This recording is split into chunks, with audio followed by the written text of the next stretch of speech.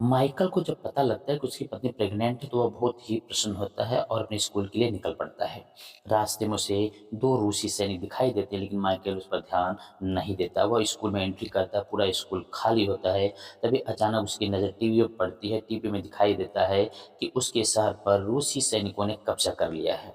Michael को यह बात समझते देर नहीं लगती। माइकल वहाँ बड़ी तेज़ी से अपने घर की तरफ रिटर्न होता है, लेकिन देखता है कि उसकी पत्नी को दोनों रूसी सैनिक मार रहे थे। माइकल बचाने की कोशिश करता है, लेकिन उसको भी रूसी सैनिक पीटने लगते हैं। माइकल और उसकी पत्नी बड़े ही परेशान हो जाते हैं। तभी दोनों रूसी सैनिक जो है कि उनको मार करके घर की तलाशी लेते हैं और उस घर में आग लगा देते हैं। जब आग लगता हुआ यह देखकर उसकी पत्नी गुस्से में हो जाती है और एक पत्थर उठाते हुए उन रूसी सैनिकों को मारना चाहती है, लेकिन रूसी सैनिक उसको गोली मार देते हैं। माइकल अपनी पत्नी को लेकर के बहुत जोर से चिल्लाने लगता है, रोने लगता है, लेकिन तभी वहाँ पर 2 यूक्रेनी सैनिक आ जाते हैं और दोनों मिल कर के माइकल की सहायता करते हैं और उसकी पत्नी को दफनाने में उसकी मदद करते हैं। माइकल यह देख कर के बहुत ही विचलित होता है और प्रतिज्ञा करता है वह एक दिन इन रूसी सैनिकों से अपनी पत्नी की मौत का बदला अवश्य लेगा। वह यूक्रेन के सैनिक बटालियन में भर्ती होना चाहता है और वो पहुंचता है उनके बेस पर। यूक्रेन का जो कमांडर होता है वो उसको समझाता है कि ये तुम्हारे बस की बात नहीं है, लेकिन माइकल मानने को तैयार नहीं होता। अंततः उसका कमांडर माइकल कहता है, ठीक है, तुम अगर इसके लिए तैयार हो तो आज से तुम्हारी ट्रेनिंग शुरू। माइकल की ट्रेनिंग शुरू हो जाती है। माइकल दिन रात कड़ी मेहनत करता है, क्योंकि उसके अंदर जो ज्वालामुखी फूट रहा था उसकी को तो कोई कल्पना ही नहीं थी। तभी यूक्रेन का कमांडर कहता है कि मुझे स्नाइपर की बहुत ही सख्त आवश्यकता है, क्योंकि यूक्रेन के सेना में स्नाइपर की संख्या बहुत ही कम है। उसकी तुलना में रूस के पास बहुत ही ज़्यादा अनुभवी स्नाइपर हैं। यह देख कर के माइकल पूरी तरह से जोश में आ जाता है और कहता है कि मैं भी स्नाइपर बनूँगा। लेकिन इसके पहले उनका जनरल कहता है कि इसके लिए बहुत कठोर ट्रेनिंग की आवश्यकता होती है। लेकिन माइकल का हौसला इतना बुलंद होता है, वह कहता है कि मैं इसको कर सकता हूँ। तभी जो है उसका कमांडर कहता है कि तुम इस बंदूक को बस असेंबल करना सीख लो, यही तुम्हारे बस की ही बात है। माइकल इस चैलेंज को स्वीकार करता है और माइकल कहता है कि मुझे एक मौका दीजिए, मैं इसको असेंबल और डीअसेंबल दोनों करके दिखा देता हूँ। और यह चैलेंज उसका कमांडर स्वीकार करता है और माइकल मात्र 18 सेकेंड में अपने आँखों पर पट्टी बाँध करके उस गन को जो है कि डीअसेंबल से असेंबल कर देता है, जो कि बहुत ही काबिल-ए-तारीफ़ होता है। वहाँ पे जो भी सैनिक होते हैं, सभी लोग तालियाँ बजाने लगते हैं, लोग माइकल का स्वागत करते हैं और माइकल जो है अगली ट्रेनिंग के लिए निकल पड़ता है। कमांडर लोगों को अच्छी-अच्छी बंदूकें देता है, लेकिन जब माइकल की बारी आती है तो उसको एक पुरानी-सी खटारा बंदूक दे दी जाती है। फिलहाल माइकल का जोश बहुत ही ज़्यादा होता है, वो उस खटारे बंदूक को लेकर के उसकी सेटिंग करता है और उनको ट्रेनिंग दी जाती है कि कैसे आप सामने वाले के ऊपर वार करेंगे। एक स्नाइपर के लिए धैर्य और हिम्मत दोनों की बहुत ही आवश्यकता होती है। वहाँ पर जितने भी सैनिक होते हैं, जब उनके बगल में गोली मारी जाती है तो लोग उछल जाते हैं, लेकिन जब माइकल के पास गोली चलती है तो माइकल का रिएक्शन नथिंग होता है। उनका कमांडर बहुत ही खुश हो जाता है और अगले पल एक टारगेट दिया जाता है। टारगेट में उनको बताया जाता है कि आप अपने टारगेट को देखिए और आपके सामने ये काली पट्टी रख दी जाएगी, उसके बाद आपको टारगेट को शूट करना है।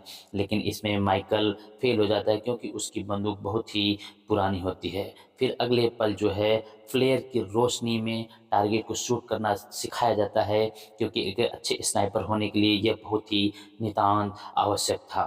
फ्लेवर की रोशनी को देख करके माइकल अच्छी तरह समझ जाता है, चूँकि वह गणित का एक टीचर होता है और उसको देख करके वह अपने लक्ष्य को भेद देता है। यह देखकर उसका कमांडर अति प्रसन्न होता है और वह दिन उसके जीवन का आ जाता है जब उसका कमांडर उसको वह आईडी प्रूफ देता है कि तुम एक अच्छे स्नाइपर बन चुके हो, और साथ-साथ कहता है कि अब तुम्हें एक दूसरी पोस्ट पर जाना है। वो पोस्ट पर जाने की तैयारी करता है और फिर अपने कुछ दोस्तों के साथ वह आगे बढ़ता है।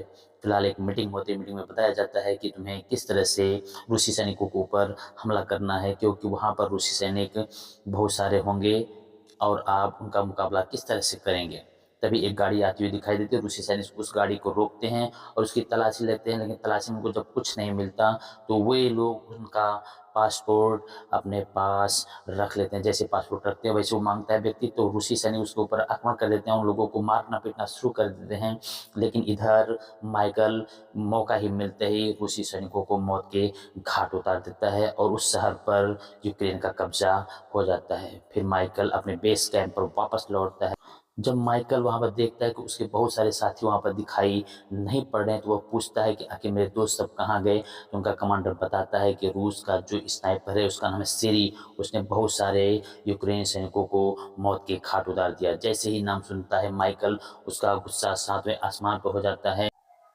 माइकल को जब पता लगता है कि उसका शिष्य इवान जो होता है कि वह रूसी सैनिक का एक अंग बन चुका है, वह भी उसमें शामिल होता है। और जैसे ही आते हैं लोग माइंड छा रहते हैं और माइंड ब्लास्ट हो जाती है, बहुत सारे रूसी सैनिक उसमें मारे जाते हैं। यहाँ तक कि इवान की भी मौत हो चुकी थी, लेकिन उसका कमांडर कहता है कि वह एक रूसी सैनिक था, इसलिए इस पर गम की कोई आवश्यकता नहीं है। वह पुनः अपने बेस पर वापस लौट आता है और वहाँ पर जो है कि अपने कमांडर के साथ अपने घर की परिस्थिति के विषय में बताना शुरू कर देता है। उसका कमांडर भी अपनी बातों को माइकल के साथ शेयर करता है और बताता है, माइकल अपनी दिनचर्या बताता है कि कैसे उसकी पत्नी को रूसी सैनिकों ने मौत के घाट उतार दिया।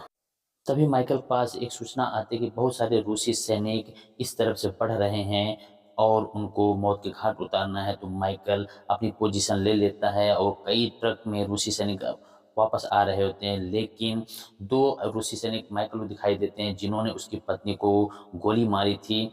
जैसे ही माइकल उनको देखता है, माइकल एकदम गुस्से से लाल हो जाता है और अपने कमांडर से अनुमति मांगता है कि मुझे उनको शूट करने का आदेश दिए। कमांडर बार बार कहता है कि नहीं, तुम ऐसा नहीं कर सकते। ये 2 बार करता है, लेकिन माइकल उनकी बात को नहीं मानता और अंततः जो है कि उस रूसी सैनिक को गोली मार देता है। जैसी गोली लगती है, रूसी सैनिक जो है कि जमीन पर गिर पड़ता है। लेकिन तभी रूस के सैनिक उनके लोकेशन को जान जाते हैं और उनका जो स्नाइपर होता है जिसका नाम होता है सेरी, सेरी इस बात को अच्छी तरह से समझ जाता है क्योंकि वो बहुत ही बेहतरीन और चालाक स्नाइपर था।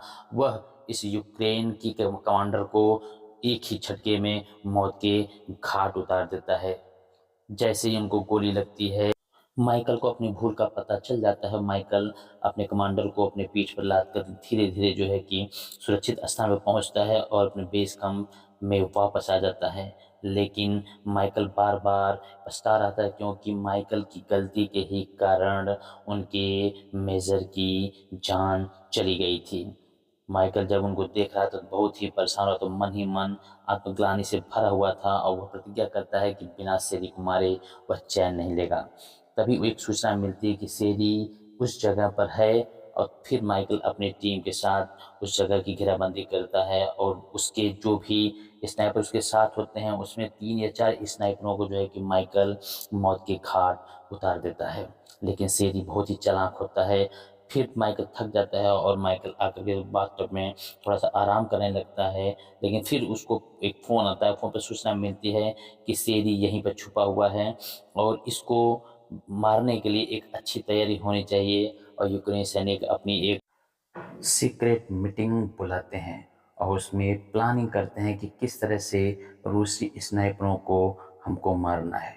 ये सारी प्लानिंग होती है और अच्छे से मैपिंग उसकी तैयार की जाती है। उधर शेरी इतना चालाक होता है कि वह जल्दी किसी के हाथ में नहीं आता। लेकिन यहाँ पर प्लानिंग होने के बाद यह तय किया जाता है कि हमें किसी भी कीमत पर रूस के स्नाइपरों को मौत के घाट उतारना है। और जब मीटिंग ख़त्म होती है तो लोग बाहर निकलते हैं, अपनी पोजीशन ले लेते हैं और एक-एक करके रूसी सैनिकों को मारना शुरू कर देते हैं। कई रूसी सैनिक मारे जाते हैं और इनके जो स्नाइपर होते हैं उसमें से कई स्नाइपरों को माइकल गोली मार देता है। दूसरी तरफ शेरी अपने स्नाइपर से संपर्क करने की कोशिश करता है, लेकिन उसको कोई जवाब नहीं मिलता। वह उठकर टेरेस पर आता है, वहाँ देखता है कि उसका एक स्नाइपर मौत के घाट उतारा जा चुका था। वह तुरंत समझ जाता है, अपने कई लोगों को संपर्क करता है और यह कहता है कि पीछे से फोर्स भेजी जाए, तब तक वह अकेला इन लोगों से लड़ने के लिए पर्याप्त है। लेकिन ऐसा कुछ होता नहीं है। दूसरी तरफ माइकल छत के ऊपर चढ़ जाता है और एक-एक करके